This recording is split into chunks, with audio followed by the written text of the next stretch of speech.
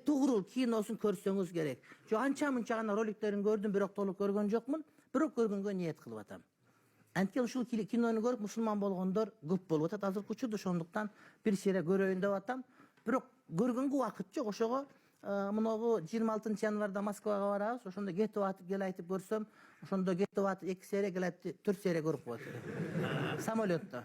Анткени самолетто Куран китеп окуйун дейсиң, даратың бузулса да таба албайсың, ыңгайсыз боло берет, жанындагылар карай берет башка. Ошон үчүн мен көбүнчө учакта мындай бир адабий китеп алганга аракет кылам, анткени уктап туруп окуй бересиң да.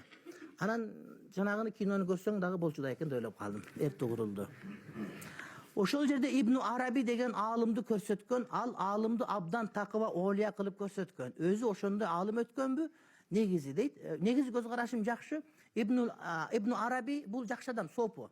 Анан бирок мунун сөзүн көп адам түшүнбөгөндөн аны жамандыкка чыгарып, ал эмес капыр деп айткандар бар. Жок, чындыгында бул тарикаттын улуу инсандарынын бири. Анын сөзүн баарыбыз түшүнө албайбыз.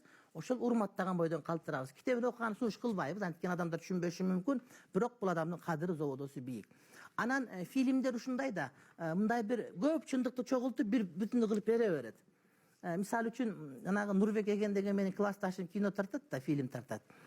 Анан неме тартып атат, көлдү тартып атат да, анан кийин Оштогу бир каада салттарды кошуп коет да, көлдөгү тартылганга.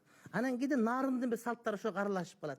Анан бирөө сурап атпайбы, эмнеге мындай десе, алар көл Нардын билбейт, алар Кыргызстан дегенди билет дейт. Ошон үчүн фильм болуп атканда Кыргызстандын бардык салттары ичине кирип кете берет. Бул исламдын баалуулугу айтып аткан фильм болгондон кийин Эртугрул менен Ибн Араби экөө замандаш жок экенин билбей, балким замандаштыр. Балким жок болсо деле ошолорду кошуп, ошол аркылуу ислам маданиятын чагылдыргысы келип аткан болсо, муну биз туура эле кабыл алышыбыз керек. Бул көркөм документалдык фильм деп айтсак туура болот. Даават катары албетте.